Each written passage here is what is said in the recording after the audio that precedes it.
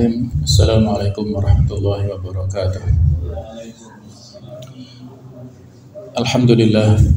Alhamdulillahilladzi hadana li hadza wa ma kunna linahtadiya laula an hadana Allah. Asyhadu an la ilaha illallah wahdahu la syarika lah wa asyhadu anna Muhammadan abduhu wa rasuluhu la nabiyya ba'dah. Allahumma shalli wa sallim ala sayyidina wa habibina wa maulana Muhammad wa ala alihi wa sahbihi ajma'in, amma ba'd. Hadirin hadirat rahimakumullah, marilah kita lanjutkan tema tentang al-adab ma'allah, etika atau adab yang harus kita lakukan kepada Allah Ta'ala. Kita sampai pada poin yang ke-8, yaitu at-tasdiqu bi kulli ma akhbara bihi fil Qur'an wa akhbarana bihi Rasulullah sallallahu alaihi wasallam. Mempercayai atau meyakini terhadap apa yang diberitakan Allah Ta'ala dalam Al-Quranul Karim dan apa yang telah diberitakan kepada kita oleh Rasulullah sallallahu alaihi wasallam. Hadirin hadirat rahimakumullah, wahyu yang diturunkan oleh Allah Subhanahu wa Ta'ala kepada Rasulullah sallallahu alaihi wasallam ada dua macam atau ada dua model. Yang pertama yang disebut dengan al-wahyu al-matlu, wahyu yang dibacakan, yang secara lafaz dan maknanya datang dari Allah Subhanahu wa Ta'ala, dibawa oleh malaikat Jibril, disampaikan kepada Rasulullah SAW. Itulah yang disebut dengan Al-Quranul Karim. Yang kedua yaitu al-wahyu al-marwiyu, wahyu yang diriwayatkan secara makna dari Allah, tetapi lafadznya itu disampaikan oleh Rasulullah SAW. Dan ini pun nanti terbagi, ada hadits nabawi, ada hadits qudsi. Jadi masing-masing ini harus kita terima, kita yakini kebenarannya selama ya, kalau dalam hadits ya itu ada parameter tersendiri ya, yang sudah disampaikan oleh para ulama hadits. Al-Quranul Karim didefinisikan oleh para ulama sebagai kalamullah al-mu'jiz, firman Allah Ta'ala yang mengandung mukjizat, al-munazzal ala Rasulullah SAW, yang diturunkan kepada baginda Rasulullah SAW biwasitati Jibril, dengan perantaraan Jibril alaihissalam, yang diawali dengan surah Al-Fatihah, diakhiri dengan surah An-Nas, yang membacanya itu adalah dianggap sebagai ibadah. Sehingga jemaah sekalian, Al-Quran ini harus diyakini bahwasanya dia adalah kalamullah, firman Allah Ta'ala. Dan para ulama ahlu sunnah sepakat Al-Quran adalah kalamullah. Kalau mazhab Mu'tazilah, mereka berpendapat Al-Quran itu makhluk, dan ini pendapat yang menyesatkan. Al-Quran itu adalah kalamullah karena Allah memiliki sifat al-mutakallim, Allah berfirman, dan Al-Quran adalah firman-Nya. Kita yakini kebenarannya. Para ulama berijma atau sepakat bahwa siapapun yang mengingkari salah satu di antara huruf dalam Al-Quran, tidak meyakininya dan menolaknya, maka para ulama sepakat orang ini diberikan status kafir, ingkar, orang yang ingkar. Jadi kalau kita mengimani ya, rukun iman yang sama-sama kita ketahui, ada al-iman bi kutubillah yang di dalamnya adalah al-iman bil Quran, maka di antara konsekuensi keimanan kepada Al-Quran, kita yakini semua itu datang dari Allah Subhanahu wa Ta'ala, dan tidak boleh kita ingkari satu ayat pun, bahkan satu huruf pun tidak boleh kita ingkari. Pernyataan dari Abdullah bin Mas'ud Abdullah bin Abbas, kemudian generasi sesudahnya adalah Abdullah bin Mubarak dan lain-lain. Mereka sepakat itu bahwa siapapun yang ingkar satu huruf pun dari Al-Quran, maka orang ini menjadi kafir. Waliyadzubillah, harus kita waspadai bersama. Jamaah sekalian rahimakumullah, karena Al-Quran adalah kalamullah yang merupakan firman Allah Ta'ala, maka di sana harus kita jaga etika pada saat kita berinteraksi dengannya. Dan kita dalam hal ini harus waspada terhadap sekian banyak syubhat, lontaran-lontaran yang disampaikan oleh orang-orang yang memusuhi Islam sejak zaman dulu sampai sekarang ini. Kalau pada zaman dahulu, sejak awal risalah Islam disampaikan oleh Rasulullah SAW pada saat fase Mekah, Allah Ta'ala menurunkan Al-Quran kepada Rasulnya dan disampaikan kepada masyarakat saat itu. Yang saat itu Al-Quran diturunkan berbahasa Arab, dan masyarakat saat itu, masyarakat Arab, memiliki perhatian yang besar dalam bidang bahasa, sehingga mereka pun juga memahaminya dan mengaguminya. Tetapi ada penolakan dari orang-orang Quraisy tentang Al-Quranul Karim ini.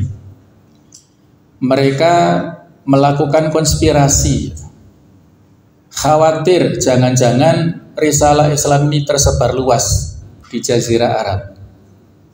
Sehingga saat itu ketika sebelum musim haji, sebagaimana kita tahu syariat haji ini sudah ada sejak zaman dahulu, sejak zaman jahiliyah.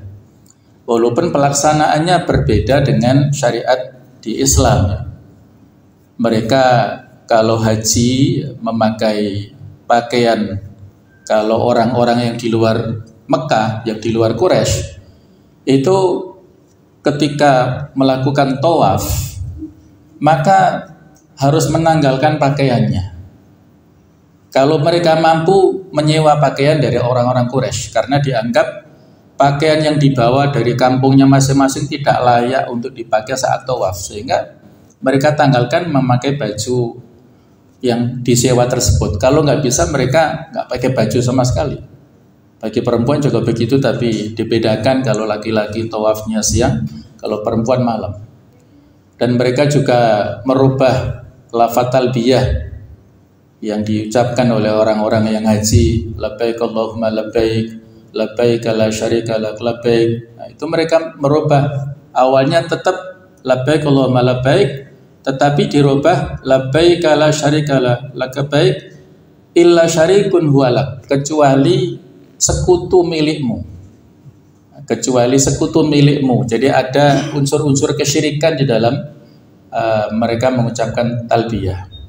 Kalau mereka sedang ihram, tidak mau, kalau orang-orang Mekah ya, itu tidak mau masuk rumah dari pintu depan, tetapi mereka melubangi dari pintu belakang, baru masuk ke rumahnya.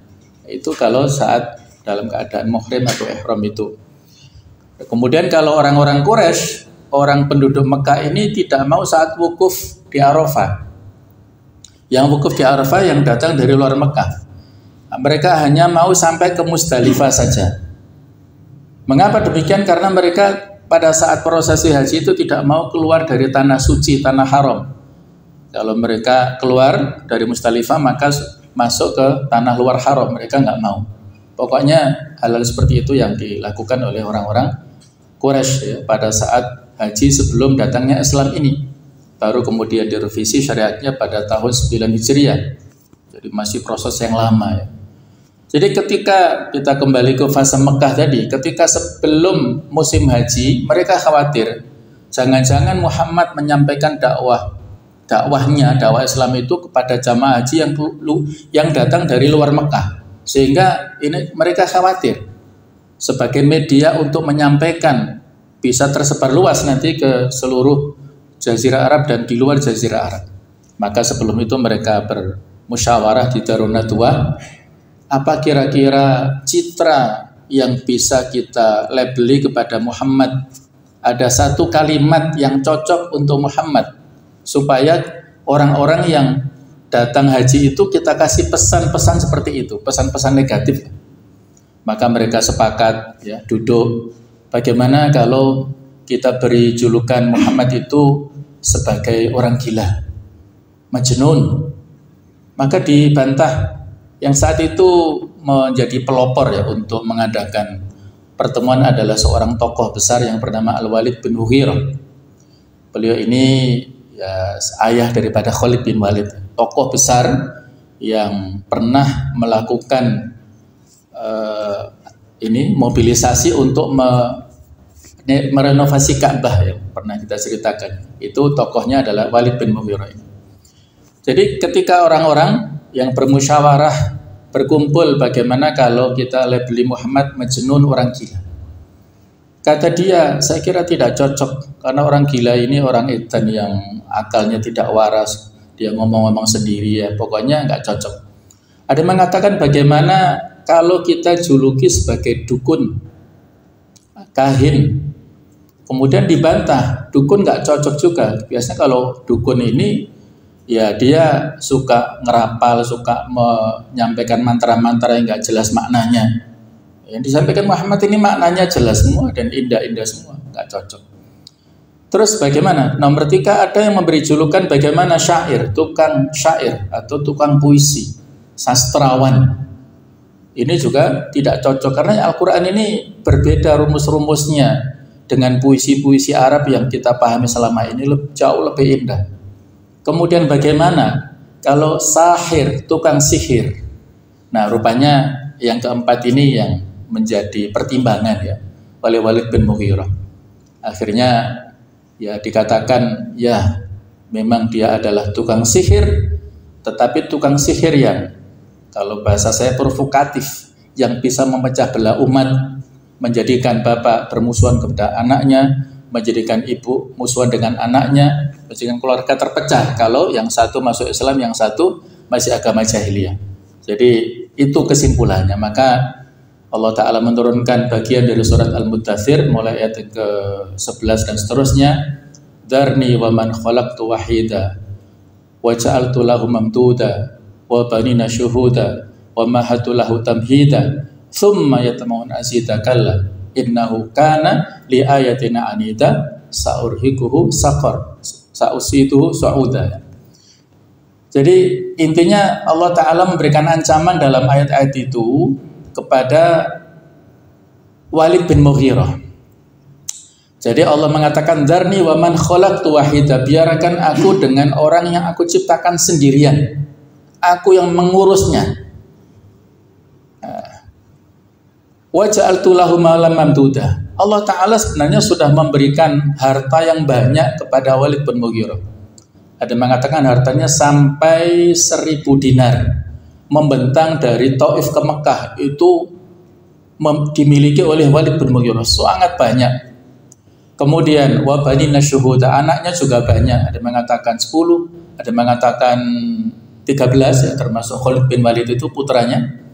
Yang mereka itu biasa mendampingi Walid ini karena dia punya perdagangan dan diolah ataupun dikelola oleh para budaknya, para pembantunya, sehingga dia sudah santai-santai bersama anak-anaknya, bersama kumpul-kumpul gitu ya. Tetapi dia masih terus ingin berharap banyak ya. Tsumma yatma'u nazida, kalau dia ingin bertambah terus hartanya. Maka Allah mengatakan kalla innahu kana li ayatina anita. Si dia itu orang yang membantah ayat-ayat Al-Qur'an. Sehingga Allah Ta'ala memberikan ancaman sa'urhiku sa'uda, akan kami paksa dia nanti untuk menaiki bukit yang ada di Mekah, yang ada di neraka. Yang ada di neraka yaitu bukit yang kedalamannya dan ketinggiannya susah ya, susah untuk dijangkau. Bahkan ada hadis mengatakan Sauda ini bukit yang apabila tangan ditempelkan meleleh lebur, kalau diangkat utuh kembali. Kalau kaki ditempelkan meleleh, kalau diangkat menjadi utuh kembali. Jadi susah menaiki itu. Kemudian Allah Ta'ala memasukkan ke neraka Sakor kepada ini untuk Walid bin Mughirah ini. Itu adalah ancaman Allah Ta'ala yang secara khusus kepada Walid bin Mughirah yang ini intinya adalah ada tokoh seperti itu ya, yang dia mengagumi Al-Quran tetapi menolaknya dengan berbagai macam alasan. Kemudian ada segmen atau fragmen lainnya ya, tentang penolakan orang-orang kafir Quraisy kepada Al-Quranul Karim. Satu saat mereka mendatangi Rasulullah SAW dan protes. Orang-orang musyrik ini memprotes, wahai Muhammad, apakah betul Al-Quran itu datang dari Tuhanmu? Padahal dalam ayat-ayat Al-Quran itu ada kontradiksi, ada perbedaan-perbedaan yang bertentangan antara satu dengan yang lain. Bukankah itu buatanmu sendiri, buatan Muhammad sendiri, buatan manusia? Ini sama dengan tadi disampaikan oleh Walid tadi ya, di kelanjutan itu kan in hadza illa sihru yu'thar. Al-Quran adalah wahyu yang menjadi pengaruh, kemudian hanya perkataan manusia biasa. In hadza illa qaulul bashar saja. Itu ada kemiripan di sini ya antara yang disampaikan Walid dengan para orang Quraisy tersebut. Di antara yang disampaikan orang-orang Quraisy ada kontradiksi ya. Di antara contohnya ada tentang masalah hukum hudud untuk zina. Di dalam surah An-Nisa nanti bisa kita buka ayat 15-16. Itu orang-orang yang melakukan zina, baik yang laki-laki atau perempuan, itu ada hukumnya masing-masing. Kalau yang perempuan itu dihukum kurungan di dalam rumahnya sampai ajalnya, sampai meninggal dunia. Fa'amsikuhunna, supaya ditahan di rumah, nggak boleh keluar sama sekali. Bagi yang laki-laki itu dibuli, dihina, dicaci maki, dilempari dengan sandal, dihina sedemikian rupa. Disebutkan di An-Nisa juga fa'adhuhuma. Jadi berikanlah cercaan ataupun hinaan kepada mereka ini. Nah, bagaimana ini? Sementara berikutnya dirubah menjadi cambukan 100 kali di surat An-Nur ayat yang kedua itu. Fajlidu ummi atazaldah itu. Jadi supaya dicambuk 100 kali. Nah, maka Allah Ta'ala menurunkan bantahannya di surat An-Nahl ayat 101. Wa idza badalna ayatan makana ayah, ketika kami ganti antara satu ayat dengan tempat ayat yang lainnya. Kemudian juga surat Al-Baqarah ayat 106. Manansakh min ayatin aw nunsiha, tidaklah kami turunkan, tidaklah kami hapus ayat atau kami lupakan kecuali kami ganti dengan ayat yang sepadan ataupun yang lebih baik dari itu. Jadi ada hukum nasakh wal mansukh dalam ilmu ushul fikih ya. Ada satu ayat yang direvisi oleh ayat yang lainnya, itu adalah kuasa Allah Ta'ala. Semuanya memiliki hikmah dan maksud untuk kemaslahatan manusia. Bukan menunjukkan tentang kejahilan Allah Ta'ala waliyadzubillah. Nggak boleh kita berikan label seperti itu. Tetapi justru Allah Maha tahu dengan kondisi manusia, kesiapan masyarakat saat itu bagaimana, maka ada revisi-revisi, ada tahapan-tahapan ya. Misalnya tentang pengharaman khamr ada 4 tahapan, pengharaman tentang riba juga ada 4 tahapan, kewajiban jihad ada tahapan-tahapan. Itu dalam rangka untuk memberikan tarbiyah pembinaan kepada masyarakat, kesiapannya menerima hukum-hukum Al-Quran ini. Jadi sejak zaman dahulu ada penolakan dari masyarakat tentang Al-Quran. Mereka meyakini ini buatan Muhammad sendiri. Kemudian berlanjut terus sampai sekarang ini, ada istilahnya orang-orang orientalis atau al-mustasyrikun yang menyebarkan syubhat. Al-Quran itu buatan Muhammad, bukan turun dari Allah Ta'ala. Al-Quran ini hanya karangan manusia saja dan lain-lain. Maka dalam hal inilah perlu kita jawab ya berbagai macam tuduhan dan sangkaan-sangkaan dari mereka tersebut ya. Misalnya ketika mereka meyakini ya ada kalimat bantahan, kalimat syubhat dari mereka, orang-orang orientalis ini, mereka mengatakan bahwasanya Al-Quranul Karim ini merupakan produk Muhammad saja dan itu bukan dari Allah Subhanahu wa Ta'ala, bukan wahyu dari Allah Ta'ala.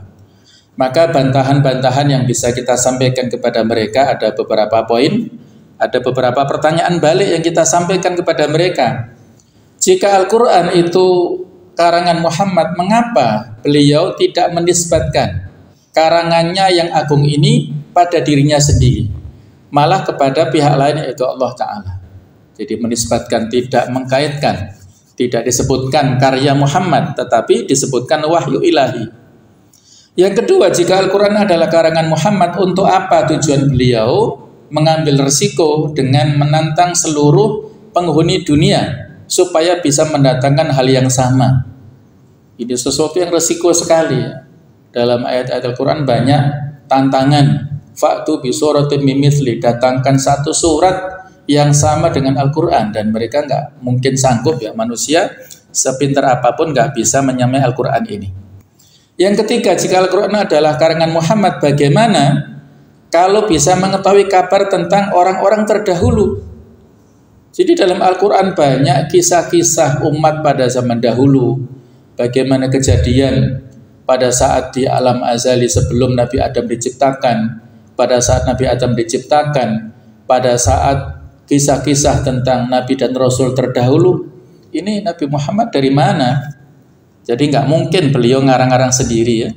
Yang keempat, jika Al-Quran adalah karangan Muhammad, bagaimana bisa menyampaikan banyak perkara ghaib yang beberapa diantaranya telah terjadi saat beliau masih hidup, dan beberapa lainnya masih berlangsung kejadiannya sampai hari kiamat kelak.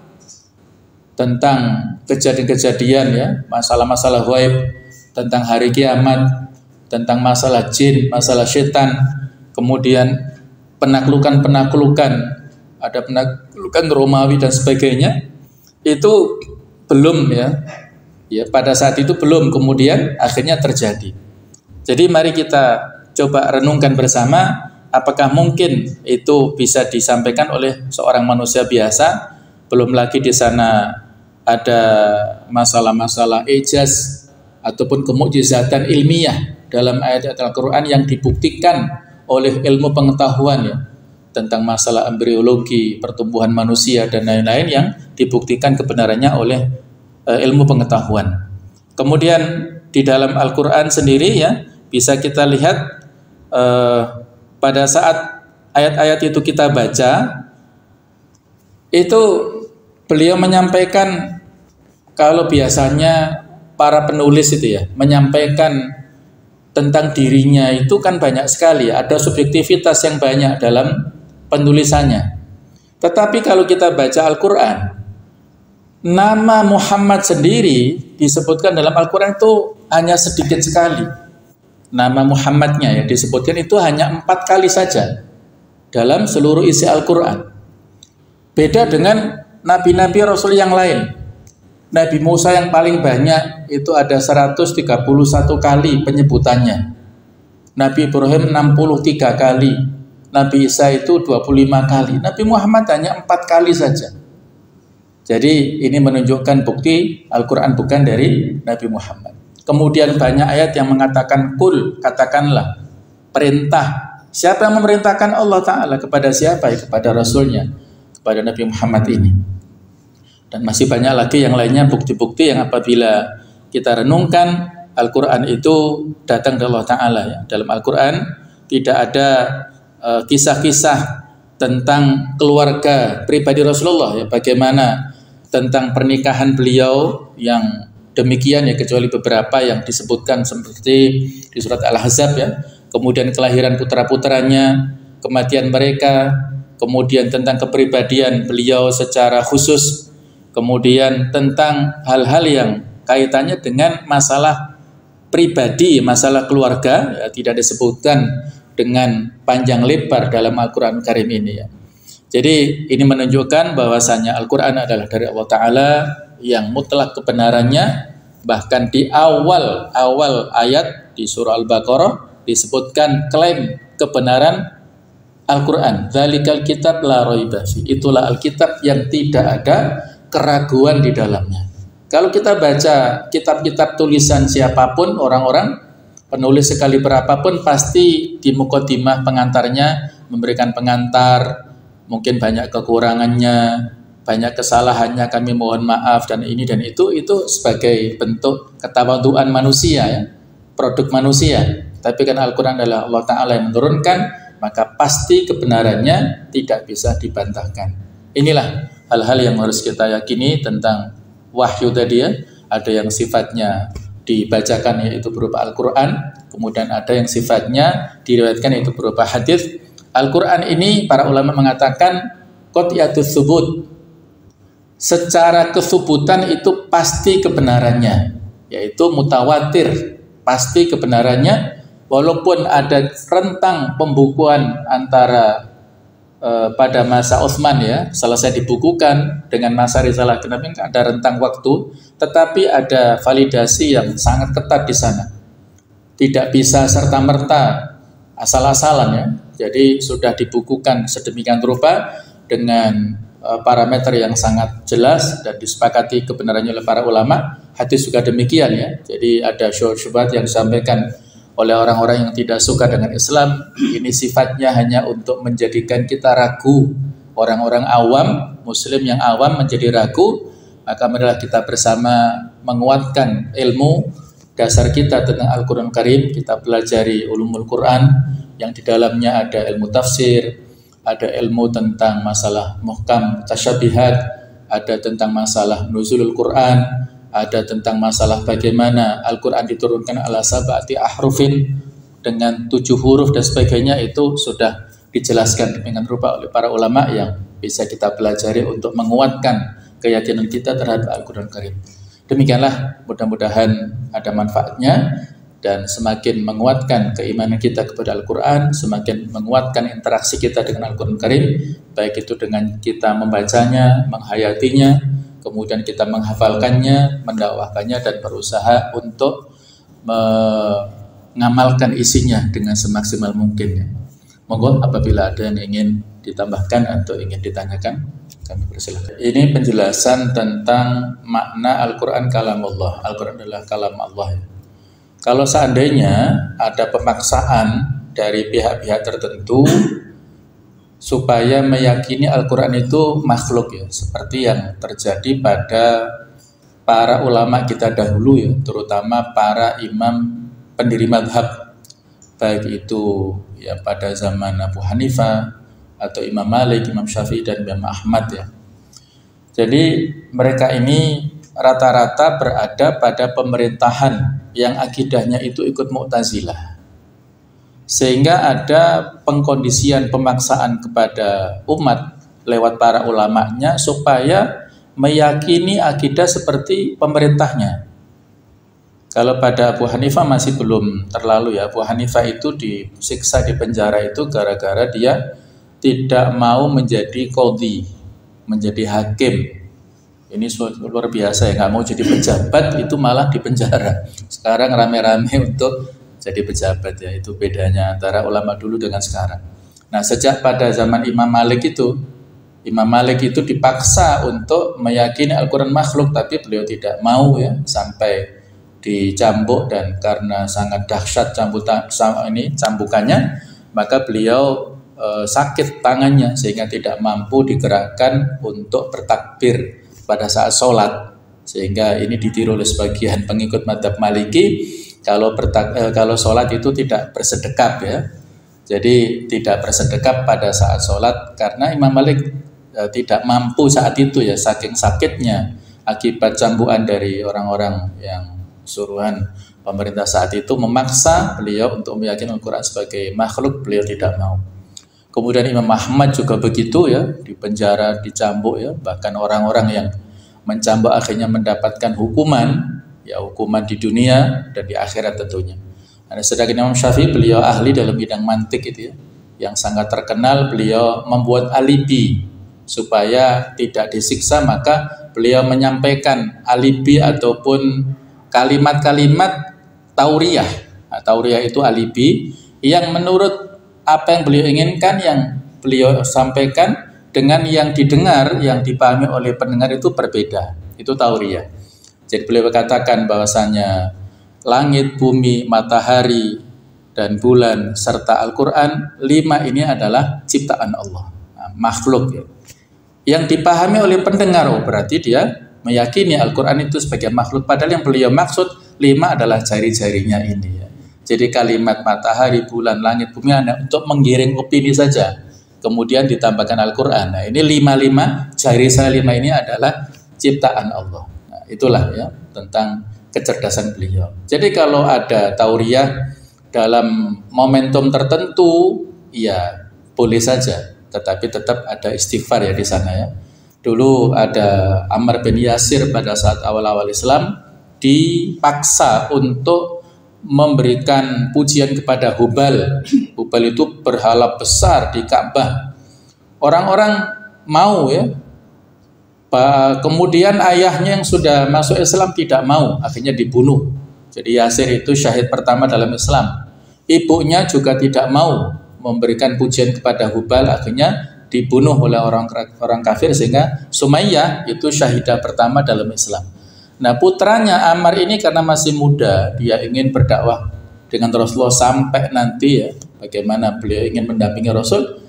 Akhirnya dengan terpaksa memberikan pujian kepada Hubal, jadi mengatakan kata-kata kufur, akhirnya selamat dari ancaman pembunuhan. Maka beliau langsung lari kepada Nabi Muhammad dan mengatakan, begini begitu, apakah hukum yang saya sampaikan ini pada mereka ya Rasulullah? Maka beliau menunggu wahyu dan Allah Ta'ala akhirnya memberikan wahyunya, illa man ukriha wa qalbuhu mutmainnun bil iman, kecuali orang yang dipaksa sementara hatinya masih tenang iman, ya masih memiliki keimanan, maka hukumnya orang ini tidak kafir. Jadi ada dispensasi rukhsah di situ ya.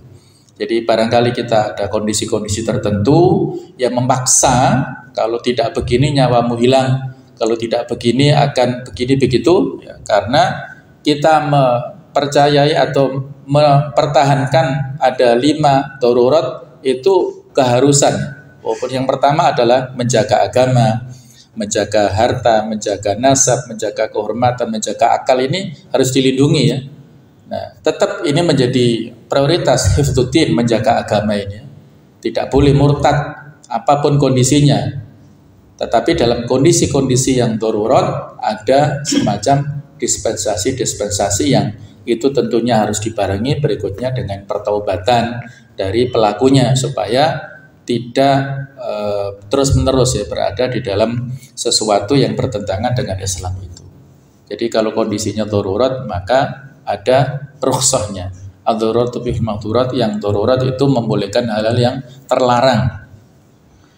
Baik, insyaallah cukup, semoga ada manfaatnya. Mohon maaf atas segala kekhilafan. Subhanakallahumma bihamdik, asyhadu an la ilaha illa anta astaghfiruka wa atubu ilaik. Wassalamualaikum warahmatullahi wabarakatuh.